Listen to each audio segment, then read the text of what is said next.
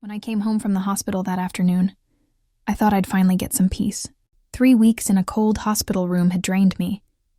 The smell of disinfectant still clung to my clothes, and every breath reminded me I wasn't as strong as I used to be.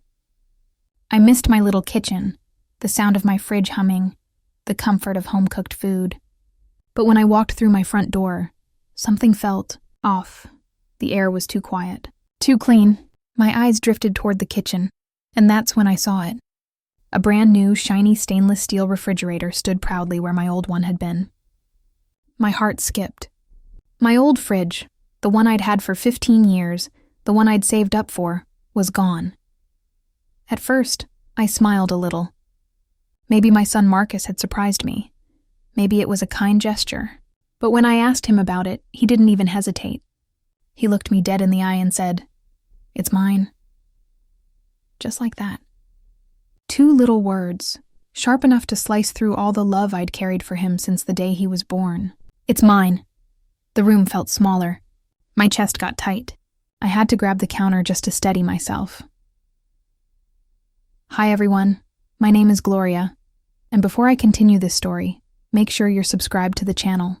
Go ahead, hit that button, and while you're here, tell me in the comments, where are you watching from? I love knowing how far these stories travel and how many hearts they reach. Because sometimes stories like mine remind us that love and loyalty can live in the same house, but they don't always speak the same language. Now let me take you back to that day. I'd just been discharged from the hospital after battling pneumonia. I'm 60 years old, and while I may not move as fast as I used to, my mind is still sharp and my heart still full. I thought I was coming home to warmth, to comfort, to my son's support. Marcus had been staying with me ever since his divorce 2 years ago. He'd told me he needed a place to get back on his feet, and as a mother, of course I opened my door. I cooked for him, gave him space, and told him, "Take your time, baby. Heal." But somewhere between his healing and my generosity, something changed. When I got sick and ended up in the hospital, I trusted that he'd keep things together, that he'd water my plants, check the mail, maybe clean up a little. Instead, when I came home, it looked like he'd taken over. My old curtains were gone, my favorite coffee mugs replaced, my family photos stacked in a box by the door. The home I'd built, the one filled with memories of his father and my grandkids, looked like a stranger's house. I tried to stay calm. "Marcus," I asked softly, "what happened to my fridge?" He barely looked up from his phone. "I bought a new one," he said. "The old one was ugly." I blinked. "But where's mine?" He shrugged. "I sold it." And then, as if that wasn't enough, he added, "This one's mine, Mom. You don't need to worry about it." That last line, "You don't need to worry about it," hit me harder than any cough I had in that hospital. I stood there, my hands trembling, my heart sinking. I'd always thought love meant giving, even when it hurt. But in that moment, it felt like all the giving I'd done had turned into permission for him to take. The boy I'd raised, the man I'd supported through every failure, now stood in my kitchen claiming a fridge like he'd bought the house itself. And maybe in his mind he had, because as I started to look around, I realized something. He'd been making changes, not just to the furniture, but to the balance of power in this home. He'd replaced more than my fridge.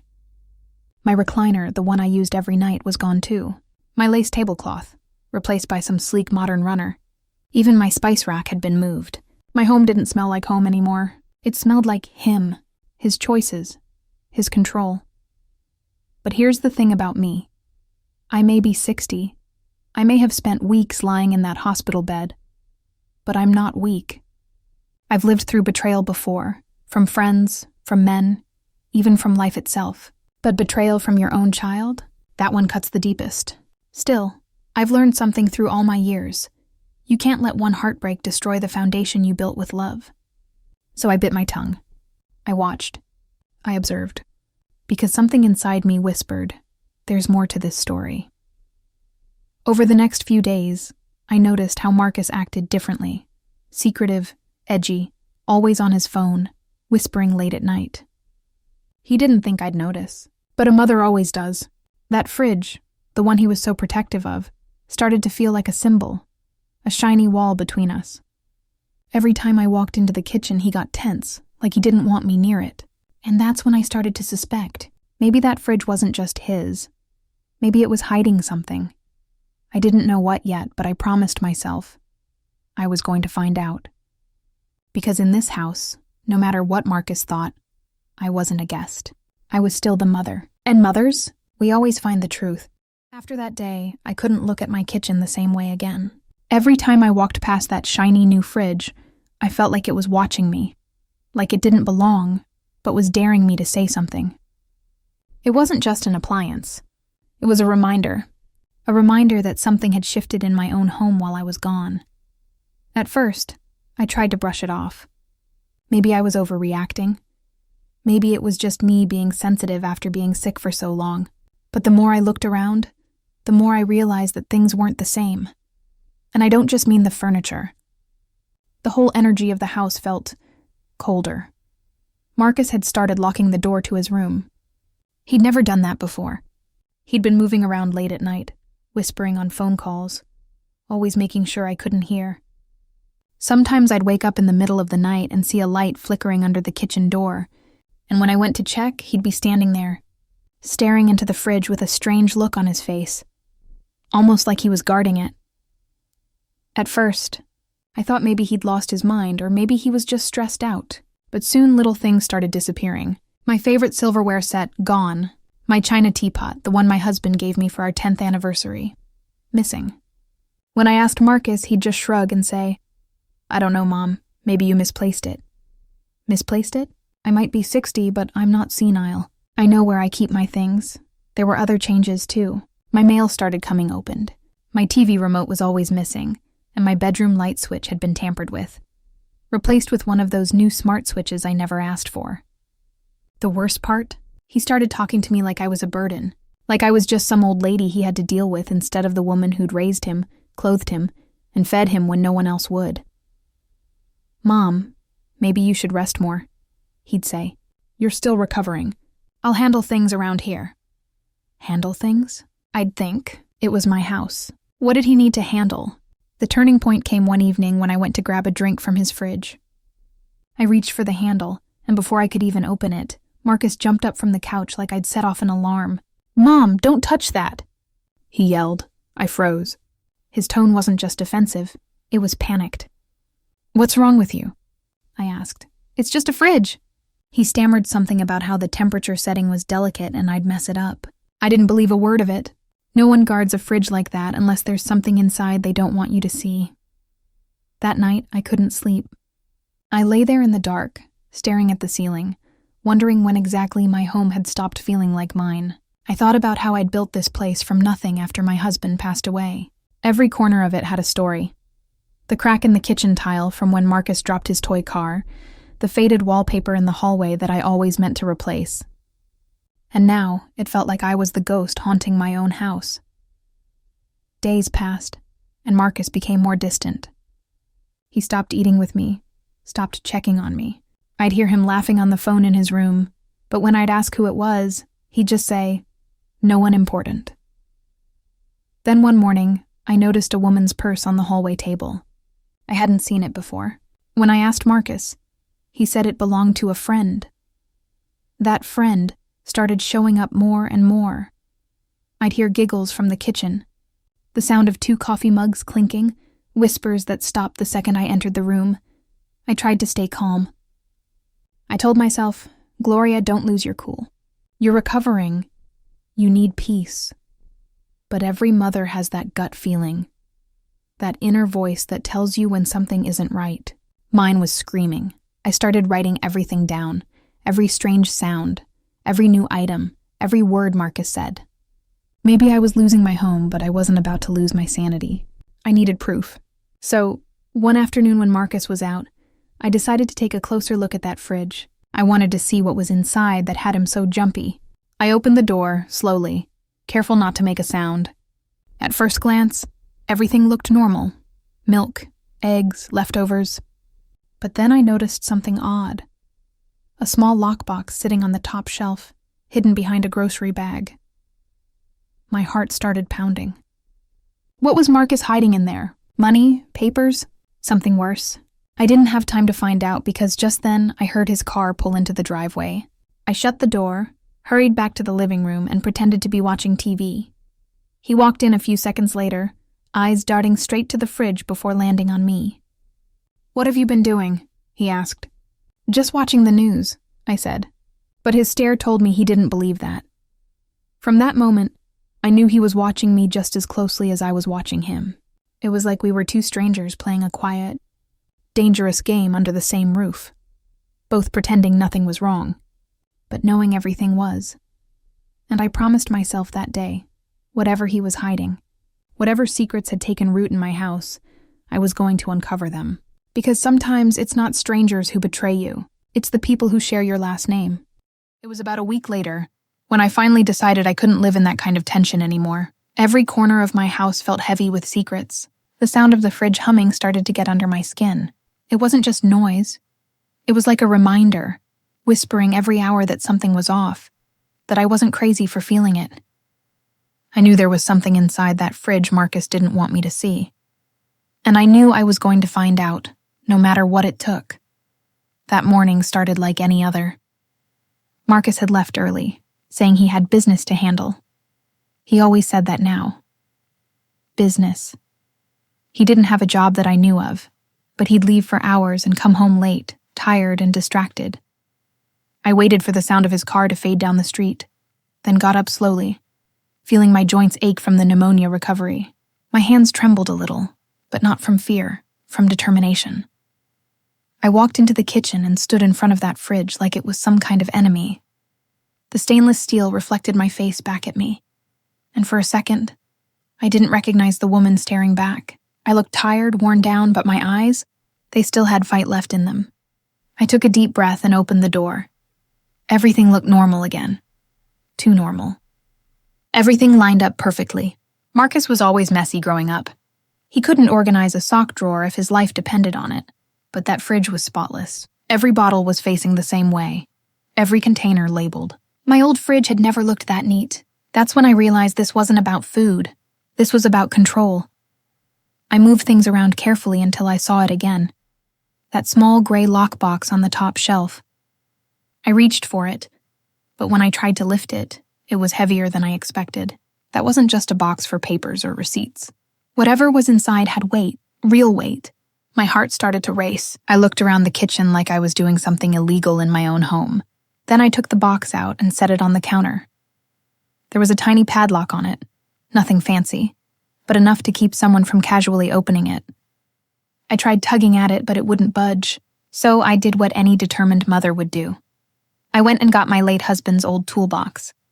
Inside was a flathead screwdriver and a pair of pliers. It took me a few tries, but I popped that lock open. My hands were shaking so bad I nearly dropped the lid. When I opened it, I froze. Inside were stacks of cash, bundles wrapped with rubber bands. Tens, 20s, hundreds. I'd never seen that much money in my life. My knees nearly gave out. At first I thought maybe he'd been saving up, but the way it was organized didn't look like savings. It looked like something dirty. Alongside the money were a few documents, crumpled bills, some receipts, and a fake ID with a picture that looked like Marcus, but under a different name. I remember whispering, "Oh, Marcus. What have you done?" I sat down, staring at that box, feeling like the air had been sucked out of the room. My son, the same boy I'd taken to Sunday school, the one who used to draw me Mother's Day cards with crayons, was hiding cash and fake identification in my house. My heart broke, but a part of me also burned with anger. I'd raised him better. Just then, I heard the front door creak open. Panic shot through me like electricity. I barely had time to put the lid back on before I heard his footsteps in the hallway. I shoved the box behind a stack of cookbooks on the counter and sat back down, pretending to read the newspaper.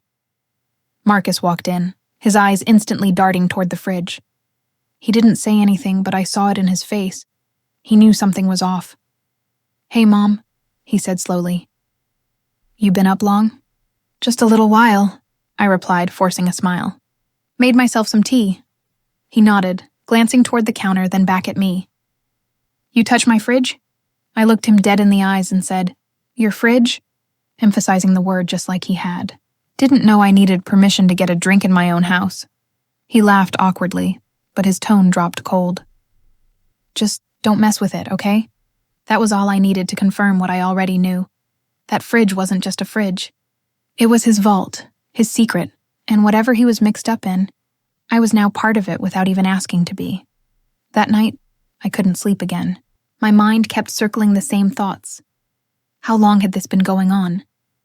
Was he dealing drugs? Laundering money? Was someone else involved? I'd seen enough crime shows to know this kind of cash didn't come from anything honest. But the hardest part wasn't the fear of what he'd done. It was the fear that my son had turned into someone I didn't recognize. The next morning, I decided I needed help. I wasn't going to the police just yet. Not without proof. Not without knowing exactly what I was dealing with. So I called my neighbor and friend Shirley. She'd known Marcus since he was a kid. When I told her what I'd found, she gasped. "Gloria, honey, you can't keep that in your house. You don't know who that money belongs to." "I know," I said softly. "But if I throw him out now, I'll never learn the truth." And I meant it. I wasn't going to let fear drive me out of my own home. That fridge might have been his secret weapon, but I was his mother. And I was going to get to the bottom of it.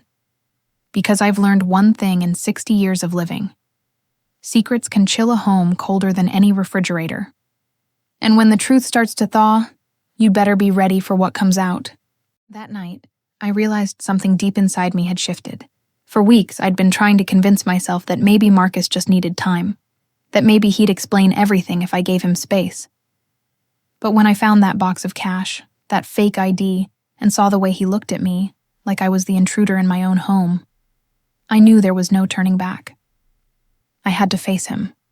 I waited until the next evening. He came home later than usual, wearing that same gray hoodie pulled low over his face, carrying a grocery bag like nothing was wrong. He walked right past me in the living room, straight to the kitchen, and opened the fridge. I could hear the hum of the motor and the soft clinking of bottles as he rearranged things, just like he always did when he was nervous. I stood up slowly, my knees popping as I straightened. "Marcus," I said, trying to keep my voice calm, but there was a sharpness to it I couldn't hide. He froze. "Yeah, Mom? We need to talk." He didn't even turn around at first. "About what?" he muttered, pretending to check something on his phone. "Don't play dumb with me," I said firmly. You know what? Finally he turned. His expression was flat, guarded. "If this is about the fridge again, it's not about the fridge," I cut in. "It's about what's inside it." For a moment, his whole face changed. Not just his eyes, but his jaw, the way his mouth tightened. He knew I'd seen it. He knew I'd opened the box. "Did you go through my stuff?" he snapped, stepping closer. "I went through what's in my house," I replied. "You think you can bring a lockbox full of cash into my kitchen and expect me not to ask questions? Who do you think you're fooling?" He set his phone down and rubbed his face like he was trying to hold himself together. "You shouldn't have done that, Mom." "I shouldn't have?" "You're hiding thousands of dollars and fake IDs in my refrigerator. You could have been arrested, or worse." He slammed his hand down on the counter, making me flinch. "You don't understand," he shouted. I took a deep breath. "Then make me understand, Marcus. Please." He looked away, pacing the floor like a trapped animal. "It's not what you think," he said finally. "I'm not a drug dealer or anything like that. I just got involved with some people I shouldn't have. I was trying to fix things." "Fix what?" I demanded. He hesitated. Then, like the air had been sucked out of the room, he whispered, "I owe money, Mom. A lot of it." My heart sank. "To who?" He didn't answer right away. "People who don't take late payments kindly." I pressed a hand to my chest, trying to steady my breathing. "Marcus, you could have come to me. We could have figured something out. Why would you hide this from me?" "Because I didn't want you to worry," he snapped. Then softer. "Because I didn't want you to see me like this." For a long moment, neither of us said a word. The only sound was that low humming from the fridge, the same sound that had haunted me all week. I looked at my son, this grown man who used to beg me to make chocolate chip pancakes on Saturday mornings, and I barely recognized him. Finally, I said, "Marcus, You need to get out of this. Whatever you're into, it's not too late. He shook his head. It's already done. You don't understand how deep it goes. Then tell me, I pleaded. I'm your mother. Tell me. He looked at me for a long time, his eyes glistening like he might finally open up. And then he just said, "It's better if you don't know." That was the breaking point for me. I realized he wasn't protecting me. He was protecting himself. And that refrigerator wasn't just a hiding place. It was a wall between us. I walked over, pulled the fridge door open, and took out the box. If you won't tell me, I'll find out myself. Mom, don't what? Don't look at the truth? Don't find out what my own son's gotten into? He lunged forward and grabbed the box from my hands. You don't know what you're doing, he shouted, his voice shaking. And then it happened. The moment everything truly broke. I saw fear in his eyes, not anger, fear. Like someone was watching or listening or maybe already on their way. Marcus, I said slowly. Who's after you? He looked at me, really looked at me, like he wanted to say something. But then his phone buzzed on the counter. He glanced at the screen and went pale. I have to go, he muttered. Marcus, wait. He was already at the door, pulling on his hoodie, the box tucked under his arm. Marcus, I shouted. Don't walk out that door. He turned back just long enough to say, I'll fix this, Mom. I promise. And then he was gone. The house fell silent, except for that faint humming. I stood there staring at the open fridge, my hands trembling. The light inside flickered for a moment, like even the fridge knew something terrible was coming. That night, I sat by the window for hours, waiting for his car to pull back into the driveway. But it never did. By the time the sun rose, I realized I wasn't just a mother worried about her son anymore. I was a mother sitting on a secret too dangerous to ignore. Something was coming, and I had no idea if it would destroy Marcus, or both of us. It had been 3 days since Marcus stormed out of the house with that box in his arms. 3 long, sleepless nights, where I sat by the living room window, the glow from the porch light stretching across the driveway like a promise that he'd come back. But he didn't. Not a call. Not a text. Nothing. Just silence. I tried to keep myself busy. I made coffee, watered the plants, turned on the TV just to fill the room with sound. But no matter what I did, my eyes always found their way back to that refrigerator, the one that had started it all. The one that had taken my peace and replaced it with questions I couldn't stop asking. Then, on the 4th morning, I heard a knock at the door. It wasn't loud, but it was sharp, deliberate. When I opened it, 2 men were standing there, one in a dark suit, the other wearing a sheriff's badge clipped to his belt. Mrs. Turner? The officer asked. Yes? I'm Officer Bailey. This is Agent Cruz. We're here to ask you a few questions about your son, Marcus Turner. My stomach twisted. Has something happened? They exchanged a look. We just need to confirm a few things first, Cruz said. May we come in? I stepped aside and watched as they walked in, their eyes scanning the living room like they were searching for ghosts. The officer stopped near the kitchen and stared right at the fridge. Mrs. Turner, he said slowly. Is that where your son kept the lockbox? My heart skipped. You know about that? Yes, ma'am, he said. We've been investigating Marcus for a few months now. We believe he's been connected to a local money laundering operation. The words hit me like a punch to the chest. That can't be right, I whispered. Marcus isn't. He wouldn't do something like that. Agent Cruz pulled out a small folder and opened it. Inside were photos. Grainy surveillance shots of Marcus meeting with people in parking lots, exchanging envelopes, standing beside a van I'd never seen before. My knees went weak. I don't understand, I said, my voice shaking. He told me he owed money to the wrong people. I thought he was in trouble, not part of it. Bailey sighed. We think he got in too deep. Maybe started working for them to pay off his debts. My eyes filled with tears. Oh, Marcus. The officer stepped closer, his tone softening. Mrs. Turner, if he contacts you, you need to let us know immediately. We're trying to help him before things get worse. I nodded numbly. After they left, I just stood there in the doorway, staring at the empty street. My son, my baby boy, had been dragged into something criminal, something dangerous. And I hadn't even seen it coming. That night, I couldn't stop thinking about what they said. I kept replaying the last time I saw him, the panic in his eyes, the way he clutched that box like it held his whole life. Maybe it did. Around midnight, I heard a soft knock on the back door. I froze. The house was dark, quiet. My heart started pounding.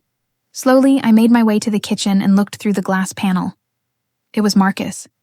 He looked exhausted, pale, sweaty, eyes darting like a hunted animal.